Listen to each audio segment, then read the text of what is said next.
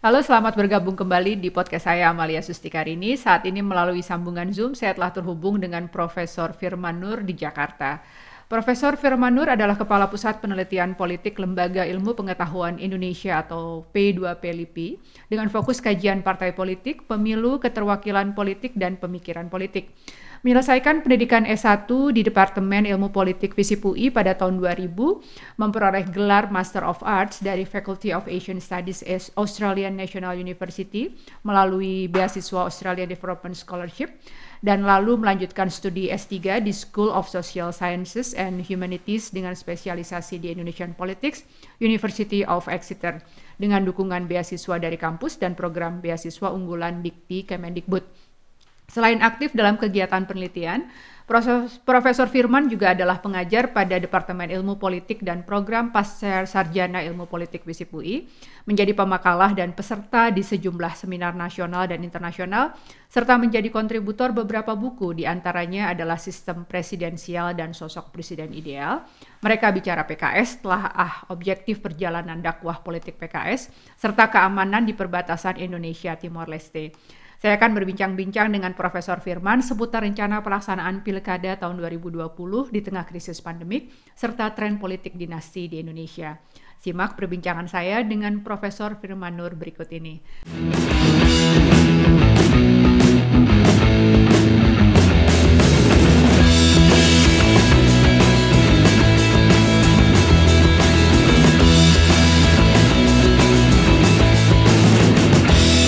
Assalamualaikum Profesor Firman, apa kabar? Waalaikumsalam warahmatullahi wabarakatuh. Alhamdulillah baik. Baik ya, alhamdulillah ya. Keluarga, alhamdulillah di sini baik juga. Alhamdulillah keluarga sehat dan teman-teman di LIPI juga sehat ya, Prof Firman ya.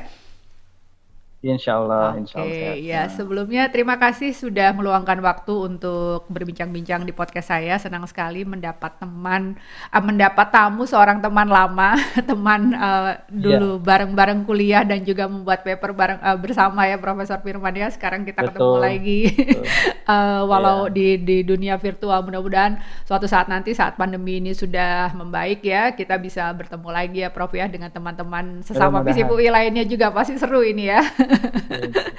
Sangat seru pastinya. Iya. Oke, Prof. Ya. Kali ini saya ingin sekali mengajak Profesor Firman untuk berdiskusi tentang masalah penyelenggaraan Pilkada tahun 2020 di Indonesia dan tren politik dinasti yang terjadi di perpolitikan Indonesia. Jadi Pilkada kan akhirnya tetap dilaksanakan pada bulan Desember 2020 di tengah kondisi krisis pandemik ini ya, Prof ya, dengan dikeluarkannya Perpu nomor 2 tahun 2020. Nah, ada beberapa hasil dari pollster mengemukakan sebetulnya rakyat atau ya masyarakat lebih memilih penundaan gitu ya Pilkada ini, tapi ternyata tetap dilaksanakan. Nah, bagaimana Profesor Firman memandang keputusan ini? Apakah tepat untuk tetap mengadakan perhelatan demokrasi di masa krisis seperti ini, Prof? Iya, terlepas sudah ditetapkan ya oleh pemerintah untuk dilaksanakan pada akhir tahun ini. Saya secara pribadi cenderung setuju dengan pandangan mayoritas masyarakat dan juga penggiat demokrasi di Indonesia bahwa sebaiknya memang tidak perlu terburu-buru begitu ya, mengingat banyak sekali yang harus dipertimbangkan, mulai dari yang sifatnya filosofis terkait dengan makna pemilihan itu sendiri maupun sampai hal-hal yang sifatnya teknis gitu ya. Nah, sifat filosofis adalah yang terpenting bahwa pilkada itu memang harus menjadi sarana masyarakat untuk bisa menegakkan kedaulatannya. Yang artinya menegakkan aspirasi masyarakat banyak untuk kemudian disalurkan ke dalam kebijakan pemerintah oleh kandidat yang terpilih. Nah, untuk bisa menjalankan itu, kajian-kajian seputar demokrasi dan pemilu selalu menyarankan adanya situasi di mana masyarakat memang betul-betul memiliki peluang untuk memahami siapa yang nantinya akan menjadi kandidat dan juga siapa yang akhirnya mereka bisa pilih, begitu ya. Sehingga dalam hal ini harus ada ketersediaan informasi yang betul-betul luas mengenai kandidat.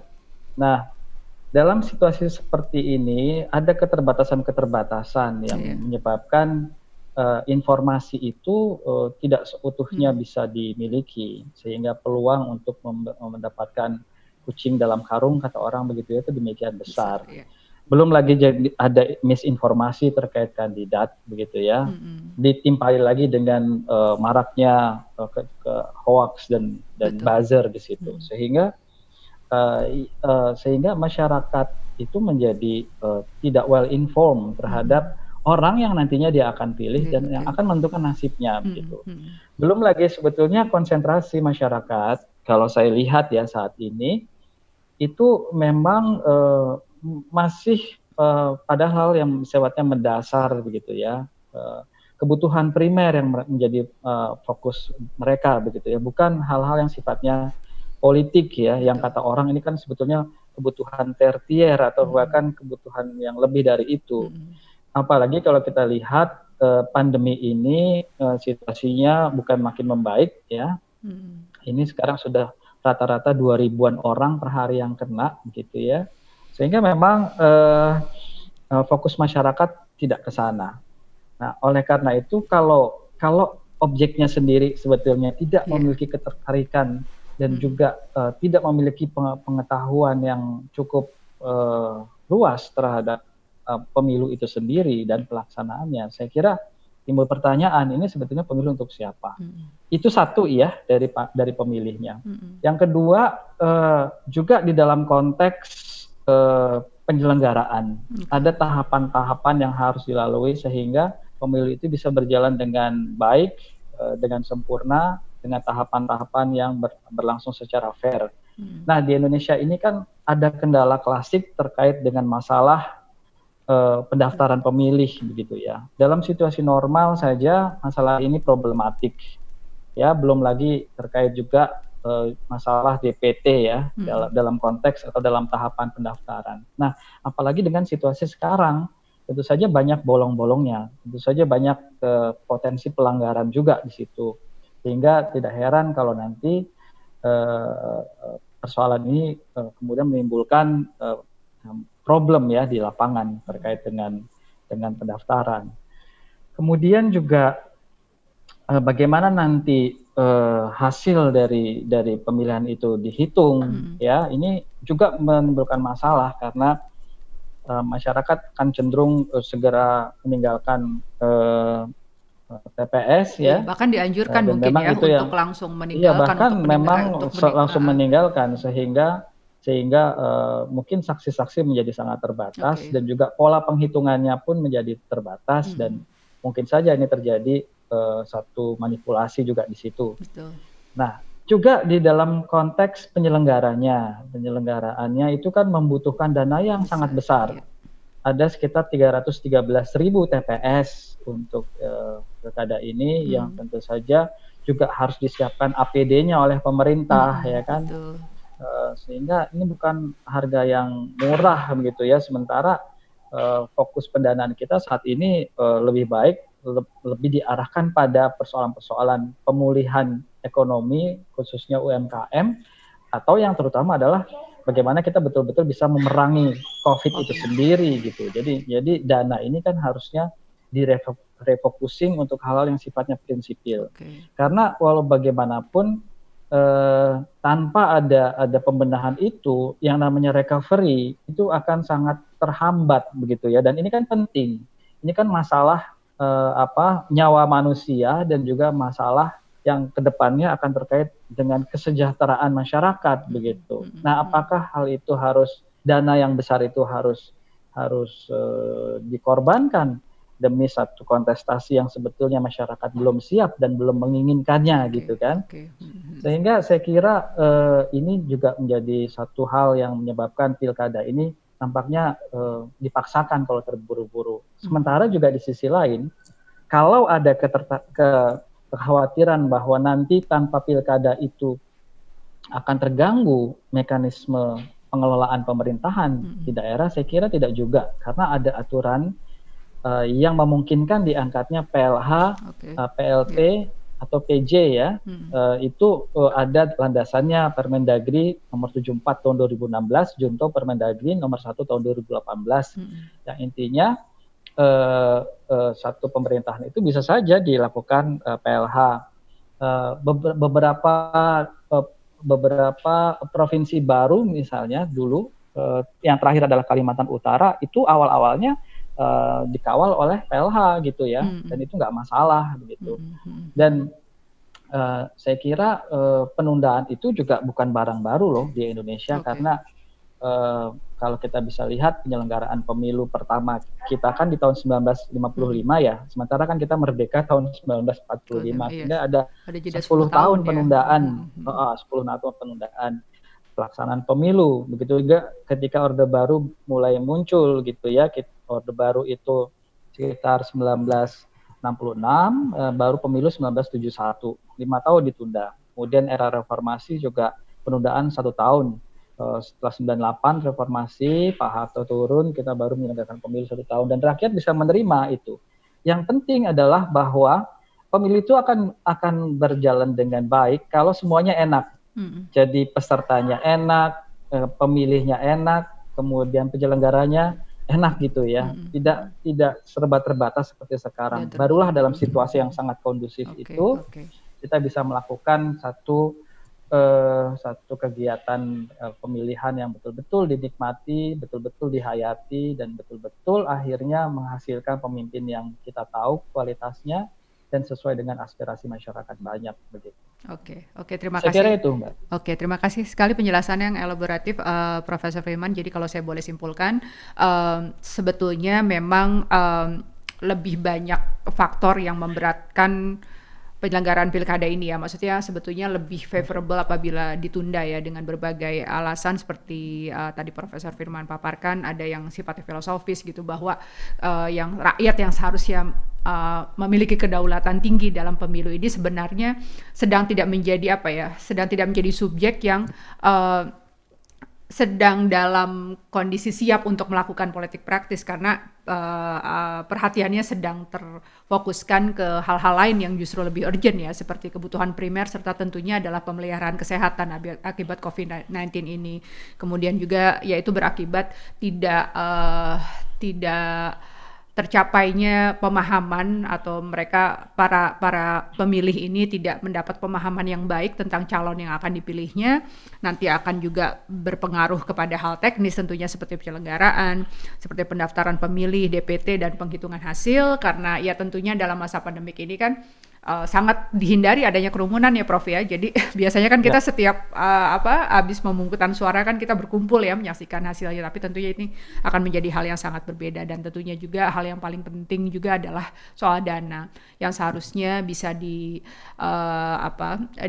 dialihkan ke pos-pos lain yang jauh lebih penting dan lebih urgent dalam penanganan COVID-19 ini. Seperti itu ya Prof ya. Iya. Oke.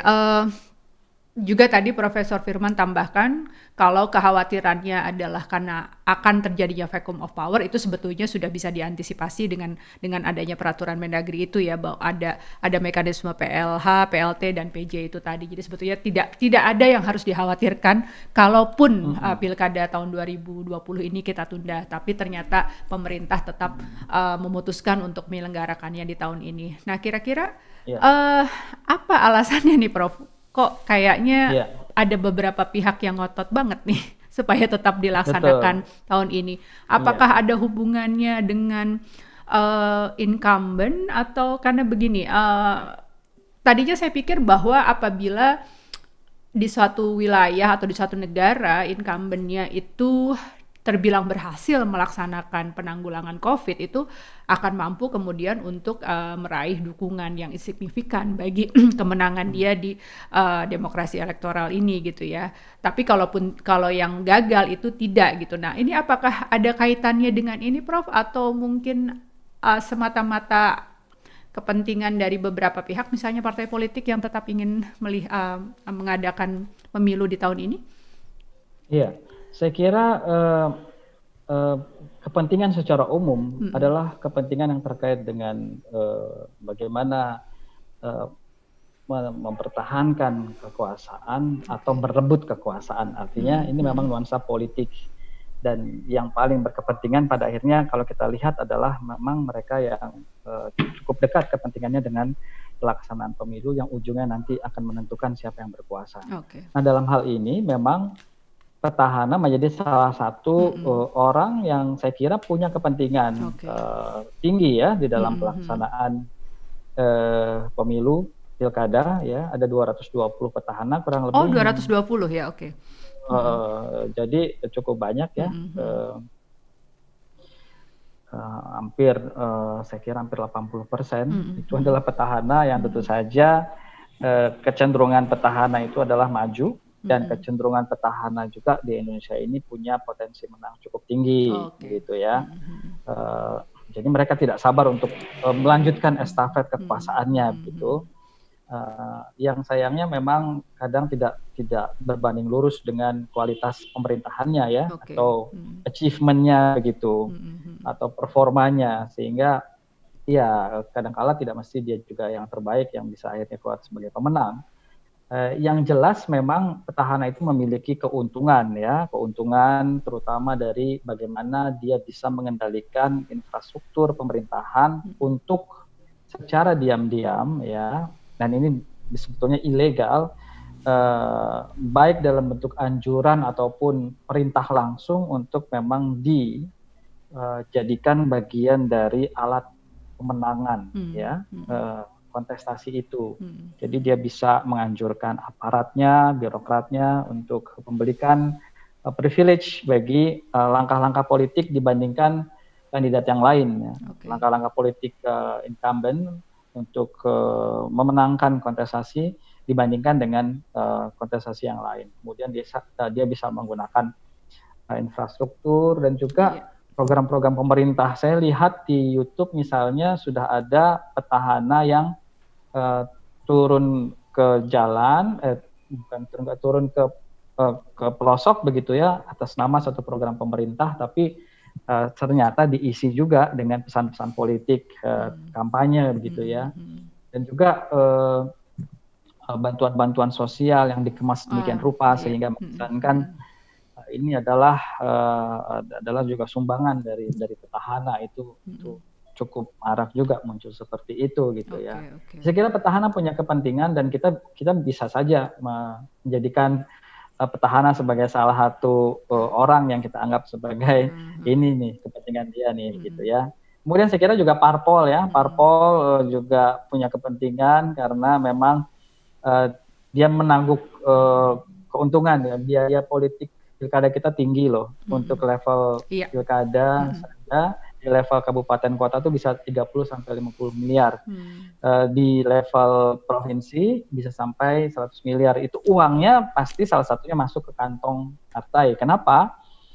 Karena memang aturannya juga memungkinkan itu terjadi. Aturan kita kan mengharuskan bahwa seorang kandidat itu harus mendapatkan dukungan 20% suara dari suara pemilih gitu ya, atau 25% dari kursi yang dimiliki di dalam DPRD begitu ya, untuk pilkada. Nah, kadangkala demi mendapatkan kursi tadi ya, dan partai ini tahu bahwa itu ada kebutuhan itu, maka terjadi transaksi politik. Sehingga dihitung satu kursi itu bisa sekian ratus juta dikalikan kursi partai itu. Misalnya kalau 100 juta ada 13 kursi, berarti dia dapat 1,3 miliar begitu. Ini kan satu jumlah yang cukup besar ya, untuk di level daerah lagi gitu. Nah, hal seperti ini yang kemudian menyebabkan pilkada kita demikian tinggi biayanya, politik biaya tinggi, tapi juga di sisi lain ini menjadi sarana bagi partai untuk menangguh keuntungan ya, dari disebutnya mahar politik itu, atau politik membeli perahu.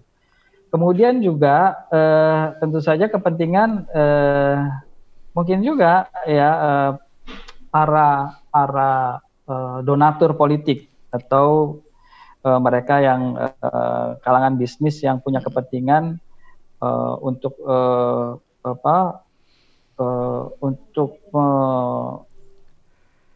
mendukung seorang kandidat agar nanti kompensasinya kandidat ini akan memberikan proyek kepada mereka. Gitu. Jadi mereka ingin segera juga memutar bisnis ekonominya dengan terpilihnya seorang kandidat, sehingga ya mereka mendukung proses ini gitu, karena pada akhirnya juga mereka akan mendapatkan keuntungan dengan terpilihnya seorang kandidat. Gitu. Jadi hal-hal yang kalau kita lihat memang ini bukan masyarakat banyak nih sebetulnya yang bukan langsung kepentingan masyarakat banyak, betul. Yang langsung menikmati jalannya pilkada ini atau berkepentingan dalam pilkada ini.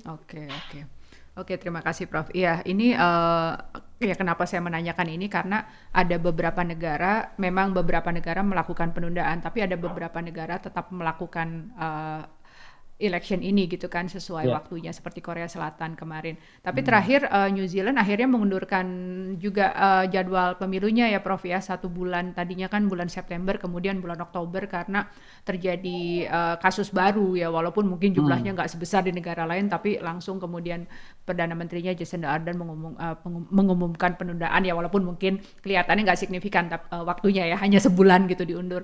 Tapi kan terlihat bahwa ya ini adalah sebuah respons yang diberikan untuk memberikan statement bahwa penanganan COVID lah gitu yang lebih penting dibandingkan dengan pelaksanaan demokrasi elektoral ini tadi gitu ya Prof ya.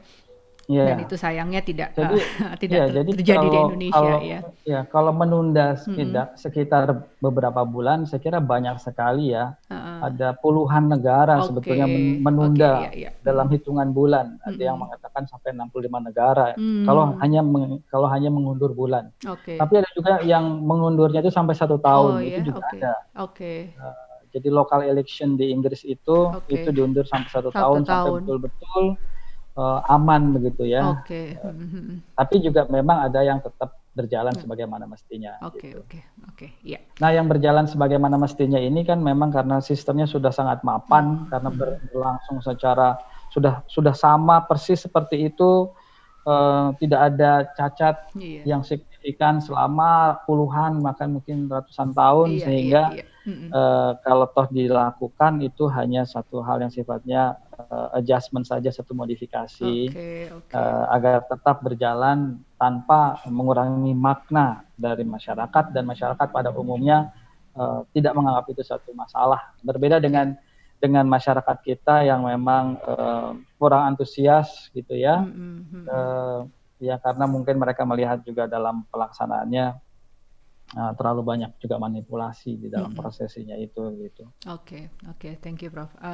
Nah kemudian masih bicara soal pilkada. Nah tahun ini kan terlihat sekali maraknya politik dinasti ya Prof ya. Sebetulnya mungkin ini bukan fenomena yang baru di politik domestik di Indonesia, tapi sepertinya tahun ini setidaknya ada 3 elit nih, 3 elit level atas lah gitu ya, yang kemudian anggota keluarganya juga ikut mencalonkan diri gitu ya.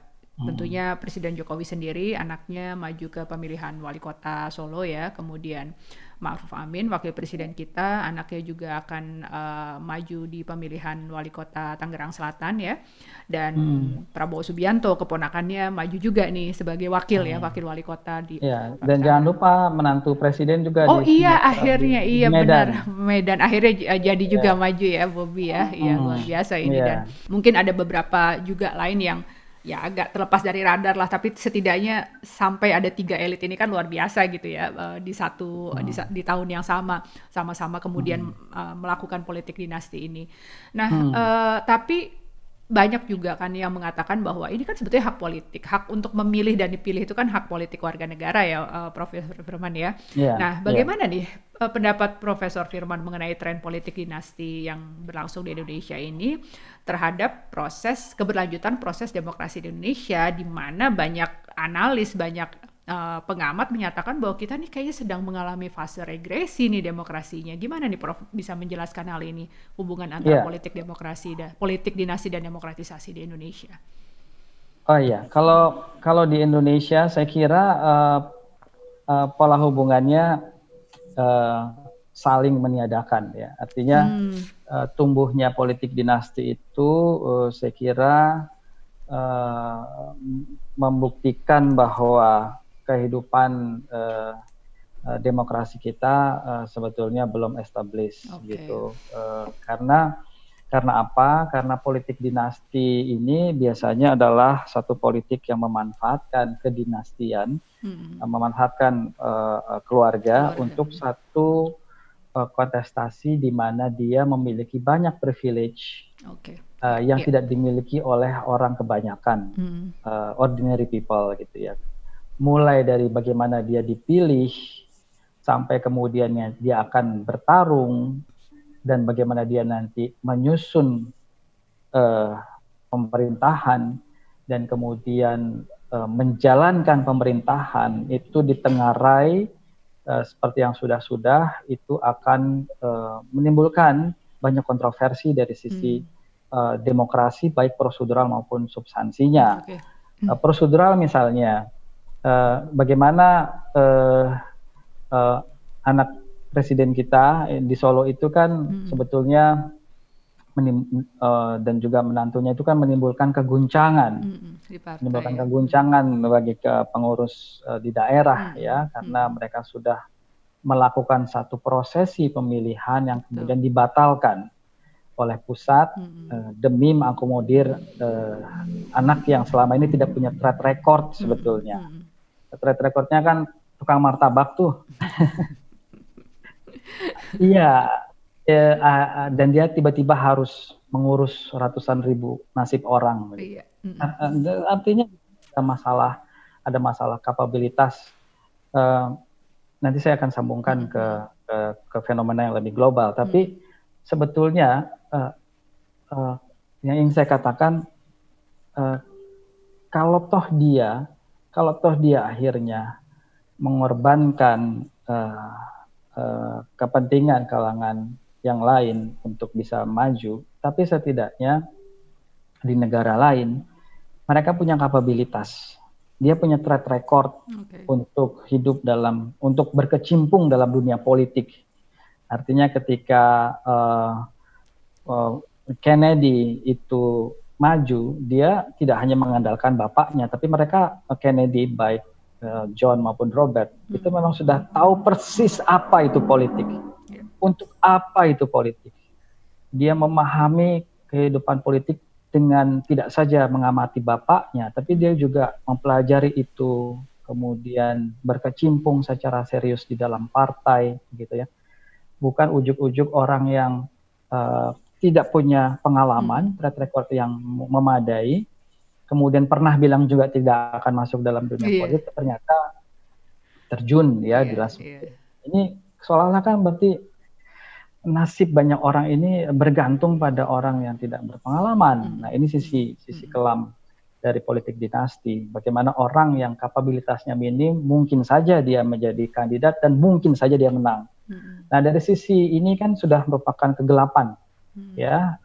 Dan ini banyak terjadi di Indonesia. Simply karena dia anggota dinasti dengan kapabilitas yang kurang memadai, dia bisa memenangkan kontestasi begitu. Kemudian ketika dia melakukan pertarungan dalam satu kontestasi pilkada, adalah naif untuk membayangkan bahwa pertarungannya itu akan equal. Apalagi tentu saja seorang presiden atau petinggi-petinggi itu tidak ingin dipermalukan begitu saja. Tentu saja ada upaya-upaya yang akan membuat langkah mereka setidaknya lebih mudah, lebih nyaman begitu ya. Dan kelimpahan uang juga lebih besar karena mungkin pebisnis akan mempertaruhkan uangnya pada kandidat yang paling mungkin menang begitu ya. Sehingga tentu saja akan banyak sumbangan-sumbangan yang mengalir, dan sumbangan-sumbangan itu akan menjadi atraktif nantinya pada saat pencoblosan ya. Kita kenalnya misalnya ada serangan fajar di situ kan. Kemudian bentuk-bentuk yang sifatnya sogokan mulai pada saat kampanye hingga detik-detik terakhir pencoblosan. Itu bagian dari kehidupan pemilu kita yang belum bisa kita hindari ya. Nah, kemudian juga sisi yang negatif lain yang berpotensi untuk muncul adalah pada saat dia mulai membangun kabinetnya begitu ya. Meskipun Meskipun tentu saja kalau di level pemerintah daerah kan ini tidak sekompleks di pemerintah pusat yang punya menteri, tapi setidaknya dia akan mulai menggeser orang-orang yang mungkin saja sebetulnya baik tapi tidak menjadi bagian kepentingan dinastinya begitu ya, sehingga menjadi orang-orang yang sangat mudah untuk diajak melakukan hal-hal yang sifatnya mungkin tidak terlalu profesional gitu. Dan juga ketika dia menjalankan satu pemerintahan, bisa saja sih sebetulnya ada blessing in disguise gitu ya. Tapi melihat track record secara logis ya, tentu saja mereka yang punya kapabilitas lebih tinggi seharusnya punya kemampuan memerintah dan menata kelola pemerintahan menjadi lebih baik ketimbang mereka yang awam, ketimbang mereka yang tidak punya track record, ketimbang mereka yang sebetulnya go to hell dengan politik selama ini begitu kan. Jadi ketika memerintah pun ada masalah pada akhirnya dengan pengelolaan pemerintah. Jadi demikian banyak masalah sehingga pada akhirnya demokrasi ini tidak memberikan banyak manfaat. Pilkada yang sebagai bagian dari demokrasi ini akhirnya hanya menjadi milik kepentingan kalangan tertentu saja, tidak kunjung mensejahterakan, tidak kunjung memberikan perbaikan di dalam konteks pelaksanaan pemerintah dan sebagainya. Dan ini terbukti bahwa misalnya di dalam kasus beberapa provinsi ya, dengan indeks pembangunan manusianya yang rendah, ternyata itu ada di wilayah-wilayah yang memang elitnya itu besar dalam dinasti politik ya. Di Banten misalnya itu ada beberapa dinasti ya, dinasti Hasan Sohib, dinasti Jayabaya, dan dinasti Natakusuma. Ini dinasti politik terkenal di Banten. Mereka punya wilayah-wilayah politiknya sendiri dan terbukti memang di beberapa daerah yang dikuasai oleh dinasti itu kesejahteraannya tidak tinggi, indeks pembangunan manusianya atau bahasa Inggrisnya HDI ya, itu juga rendah begitu ya. Dari 500-an kabupaten kota rata-rata levelnya di 400 gitu loh. Jadi rendah. Nah, ini sebetulnya tidak mengherankan karena mereka itu tidak peduli dengan kualitas kandidat ya. Masyarakat hanya mereka mendapatkan bantuan yang tidak seberapa lah ketika menjelang hari H itu, untuk kemudian korbannya selama 5 tahun bahwa kesejahteraan mereka itu ternyata tidak kunjung membaik begitu ya. Dan untuk sekedar memberikan sogokan kepada masyarakat itu bukan hal yang rumit atau hal yang susah bagi dinasti politik yang memang rata-rata kaya raya begitu ya. 80% politisi yang punya kaitan dengan dinasti politik rata-rata menjadi lebih kaya dari sebelumnya gitu ya. Karena mereka lah yang membuat kebijakan, mereka yang kemudian mendapatkan fee dari kebijakan itu, sehingga tidak heran kalau kemudian mereka menjadi lebih kaya gitu. Sementara masyarakat ya biasa-biasa saja. Sehingga pada akhirnya prosesi demokrasi itu menjadi lahan untuk makin memperkuat saja. Jadi dijadikan alat bagi politik dinasti untuk makin memperkuat kedudukan mereka. Bukan memperkuat kedaulatan rakyat, tapi memperkuat eksistensi mereka di wilayah-wilayah itu. Dan itu memang godaan politik untuk selalu berada dalam pusat kekuasaan gitu ya. Itu sudah insting saja sebagai seorang politisi. Sehingga demokrasi pada akhirnya terbajak gitu dengan kepentingan eksklusif. Dan akhirnya makna demokrasi yang terpenting adalah bagaimana masyarakat itu berdaulat ya, bagaimana pemerintahan itu adalah for the people, from the people and by the people, seperti yang dikatakan Abraham Lincoln di abad ke-19 lalu, itu tidak terjadi begitu. Nah, situasi ini cenderung terjadi di negara-negara yang demokrasinya belum mapan dan juga disparitas ekonominya tinggi seperti di Indonesia. Tapi ketika dinasti politik itu terjadi justru di demokrasi yang mapan dan ekonomi yang makmur gitu ya, dengan ekonomi yang makmur, dan disparitas ekonominya juga rendah, itu tidak masalah sama sekali. Sebagai misal di Asia itu Jepang, ya, Jepang itu adalah negara yang memang melakukan politik dinasti hingga hari ini. Jadi sejak 1945 setelah Jepang takluk di Perang Dunia Kedua, sudah banyak sekali Perdana Menteri Jepang. Ternyata hanya 3 Perdana Menteri yang tidak terkait dengan dinasti politik.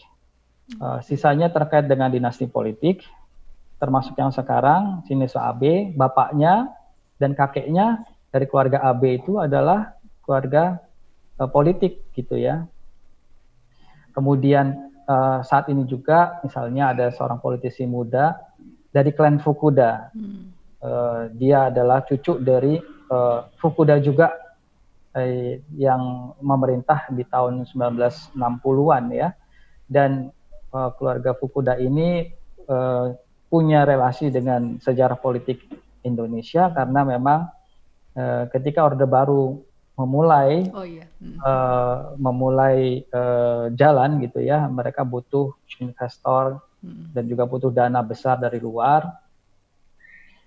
sehingga memang kebijakan awal Orde Baru salah satunya adalah PMA ya, penanaman modal asing. Itu mereka berkontak dengan Fukuda dan Fukuda lah yang memberikan bantuan besar dari Jepang untuk pemerintahan Orde Baru. Nah itu kakek Fukuda yang sekarang. Anak Fukuda juga itu juga menjadi Perdana Menteri. Nah artinya di Jepang ternyata itu tidak mengganggu prosesi demokrasi. Tidak mungkinlah seorang anggota keluarga atau anggota dinasti melakukan kegiatan yang memalukan di sana, karena pasti akan bunuh diri itu kalau melakukan kegiatan yang memalukan. Sehingga memang mereka melakukan dengan elegan ya, dan demokrasi di Jepang saya kira termasuk demokrasi yang berjalan dengan baik. Dan tidak itu saja, politik dinasti di sana juga menghasilkan pemerintahan yang mampu memakmurkan masyarakatnya, sehingga Jepang ya salah satu negara yang paling makmur saat ini, yang paling sejahtera saat ini di dunia kan. Ya begitu juga di Amerika lah ya, sejak presiden kedua John Adams itu dia punya anak namanya John Quincy Adams, presiden ke-6, itu sampai dengan Clinton ketika bertarung dengan Donald Trump di 2016, itu berarti memang sudah cukup lama Amerika itu muncul kandidat-kandidat dari dinasti politik ya. Ada dinasti Adams, ada dinasti Bush ya. Harrington, ada dinasti Roosevelt. Itu ada Theodore Roosevelt yang bersepupu dengan Franklin Delano Roosevelt. Theodore Roosevelt dan keduanya itu masuk dalam presiden yang paling terkenal dan terbaik ya di Amerika, meskipun keduanya itu beda partai. Yang saat Theodore itu dari Republik, Franklin itu dari Demokrat, dan Franklin Delano Roosevelt itu atau FDR itu adalah satu-satunya presiden Amerika yang terpilih lebih dari 2 kali, itu karena prestasinya. Kemudian juga ada dinasti Kennedy ya, dinasti Kennedy mulai dari ayahnya Kennedy, kemudian John, kemudian Robert Kennedy, sampai saat ini ada Joseph Kennedy III. Itu masih menjadi kalau nggak salah anggota Kongres ya dari Amerika. Itu berarti kan sudah jatuhnya cucunya John Kennedy gitu. Sampai sekarang klan Kennedy itu masih eksis. Dan juga ada yang lain, misalnya dinasti Bush ya, mulai dari Prescott Bush, ayah dari Bush senior, sampai Bush junior begitu ya. Kemudian ada adiknya Bush Junior yang menjadi kandidat juga waktu itu presiden, meskipun kalah dari Donald Trump, yang selama ini adalah gubernur Florida gitu ya. Dan ya Clinton juga demikian. Nah, tapi kita bisa lihat bagaimana demokrasi di Amerika, bagaimana tingkat kesejahteraan di Amerika. Saya kira tidak berpengaruh buruk ya dinasti politik di Amerika. Gitu. Oke. So jadi saya kira ketika kita bicara dinasti politik dan demokrasi, ceritanya memang tidak monolitik. Iya, iya. Ada sisi baik buruknya. Hanya saja di Indonesia belum ada contoh yang baik ya. Selalu saja pada akhirnya mereka yang terlibat dalam dinasti politik itu punya masalah dan menjadi salah satu penyumbang koruptor juga di Indonesia. Mulai dari keluarga Syaukani di Kalimantan Timur ya. Kalimantan Timur ya. Kutai Kartanegara ya. Kartanegara ya. Sampai dinasti Fuad Amin di Madura ya. Ya, jadi banyak sekali contoh-contoh kasus juga. Tentu saja keluarga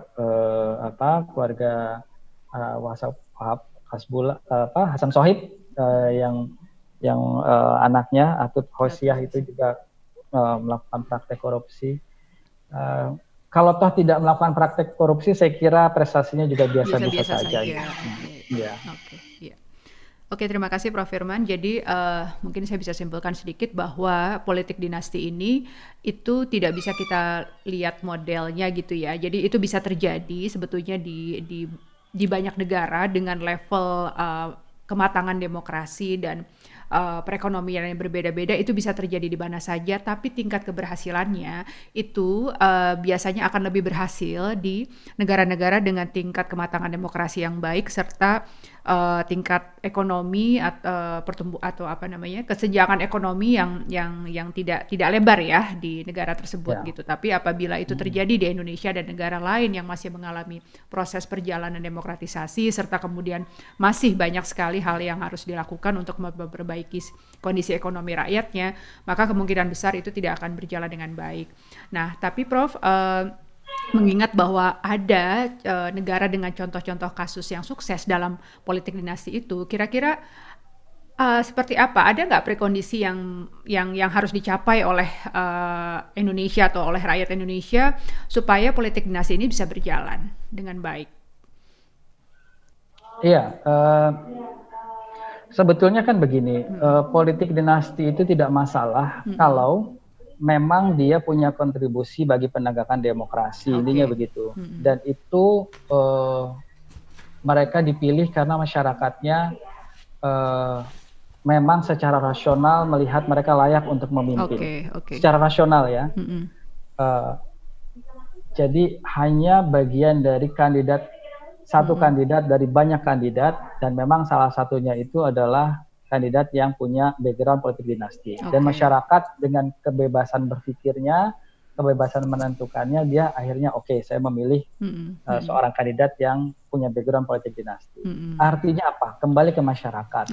Masyarakatlah yang memang bisa memilih secara rasional, secara bebas, merdeka, untuk mendapatkan siapa yang terbaik menurut mereka. Itu kuncinya. Nah, sejauh masyarakat itu tidak bisa memilih seperti itu, maka politik dinasti ini akan selalu menjadi benalu. Artinya sejauh masyarakat itu terpaksa memilih karena ketidakpahaman terhadap politik dan juga kemiskinan yang menyebabkan mereka mudah untuk dipengaruhi, dibeli ya, itu masih terjadi, maka sejauh itu pula politik dinasti itu sebetulnya hanya bagaimana sekedar melanggengkan kekuasaan atas nama masyarakat banyak dengan cara-cara yang tidak demokratis ya. Nah, kenapa itu bisa terjadi? Ya karena memang masyarakatnya tidak diberikan asupan pemahaman politik yang baik. Artinya pendidikan politik rendah, dan secara umum pendidikan juga masih rendah, dan juga secara ekonomi mereka lemah sehingga mudah sekali untuk dibeli, mudah sekali untuk diiming-imingi begitu. Nah, dengan kata lain, sejauh masyarakat kita belum sampai pada level kemakmuran yang baik dan juga level pendidikan yang memadai, maka politik dinasti masih beroperasi dengan cara-cara negatif. Jadi kuncinya bagaimana kita bisa memakmurkan masyarakat dan memberikan pendidikan sehingga masyarakat bisa menjadi lebih mandiri ketika memilih, itu menjadi salah satu kuncinya. Itu kunci terpenting. Artinya lawan dari dinasti politik yang negatif adalah kemakmuran masyarakat. Kalau kemakmuran itu tumbuh, dia akan menyesuaikan. Dinasti politik itu tidak hanya sekedar mendekati dengan hanya uang selesai, tapi dia akan menyesuaikan, dia tidak akan memberikan uang karena sudah makmur, dia akan memberikan argumentasi-argumentasi ya. Dia mulai pendekatannya jadi rasional, mulai pendekatannya programatik ya. Tapi sejauh masyarakat belum makmur, maka ya pendekatan yang paling instan, yang paling murah yang mereka akan lakukan. Yang kedua, saya kira ini juga terkait dengan partai politik ya. Sejauh partai politik itu justru welcome dengan dinasti politik yang sebetulnya masih banyak kelemahan bahkan berbahaya bagi demokrasi ya, sejauh itu pula keluarga dinasti politik ini akan selalu mendapatkan dukungan politik ya, akan selalu mendapat kendaraan berpolitik gitu ya yang didapatkan dari partai-partai. Tapi kalau partainya sebetulnya sudah profesional, seharusnya dia bisa memilih bahwa oh ini kandidat kurang baik, kandidat ini kapabilitasnya rendah, orang masih kemarin sore nggak ngerti politik, oh jadi kita nanti kan nama kita yang akan tercoreng di kemudian hari gitu kan. Kalau mikirnya udah seperti itu saya kira sudah lumayan. Nah sayangnya di Indonesia ini karena alasan pakewuh lah atau alasan memang akan mendapatkan dana besar kalau mendukung dari dinasti politik yang intinya betul pragmatisme itu. Ya maka sejauh itu pula dinasti politik akan terus bisa beroperasi berjalan di Indonesia. Jadi saya kira memang kombinasi antara masyarakat dan partai politik ini sangat penting untuk bisa kemudian membentuk kedepannya satu dinasti politik yang lebih baik begitu. Oke, terima kasih Prof. Jadi itu tadi dua kuncinya ya dari masyarakat sendiri, di mana masyarakat perlu untuk lebih dimakmurkan secara ekonomi dan juga dimajukan pendidikannya agar mampu untuk lebih mengenal calonnya dan menentukan sendiri pendapatnya ya tanpa harus diiming-imingi dengan politik uang. Dan yang kedua adalah tentunya faktor dari partai politik itu sendiri supaya bisa lebih disiplin menjalankan kaderisasi dan juga memilih calon-calon yang berkualitas gitu, terlepas dari anak dari keluarga siapa gitu ya yang kemudian mencoba untuk masuk dalam kontestasi ini. Partai harus lebih disiplin dalam melakukan kaderisasi dan juga pencalonannya. Oke, jadi sebetulnya adalah chance politik dinasti ini bisa menyumbangkan berkontribusi secara positif bagi politik Indonesia, bagi demokratisasi di Indonesia ya Prof ya, dengan prekondisi tersebut seperti itu, seperti yang sudah terjadi di beberapa negara lain seperti di Amerika Serikat dan Jepang. Oke, terima kasih banyak Profesor Firman atas diskusinya yang mencerahkan, atas ngobrol-ngobrolnya. Sudah lama sekali tidak ngobrol dengan teman satu angkatan ini dan senang sekali saya bisa memperoleh kesempatan untuk menimba ilmu dari Profesor Firman sambil saya terus tentunya mengamati kondisi politik dalam negeri ya Prof dari sini. Mudah-mudahan selalu ya tetap berjalan dengan baik di tengah-tengah pandemik ini. Sekali lagi terima kasih, salam untuk seluruh rekan-rekan di Indonesia Prof, di LIPI. Semoga tetap semangat menjalankan riset-risetnya, tetap memproduksi riset-riset yang berkualitas. Saya senang sekali membaca riset-riset dari teman-teman dari LIPI dan salam sehat selalu. Terima kasih Profesor Firman. Terima kasih banyak, kehormatan buat saya bisa hadir di acara Amalia. Terima kasih sekali Profesor Firman. Iya, sampai ketemu lagi ya. Iya, insya Allah. Thank you, terima kasih. Assalamualaikum warahmatullahi wabarakatuh. Waalaikumsalam warahmatullahi wabarakatuh. Demikian perbincangan saya dengan Profesor Firman Nur dari LIPI seputar Pilkada 2020 dan politik dinasti di Indonesia. Terus simak channel ini dan subscribe untuk mendapatkan update baru dan menarik lainnya. Terima kasih, salam sehat selalu.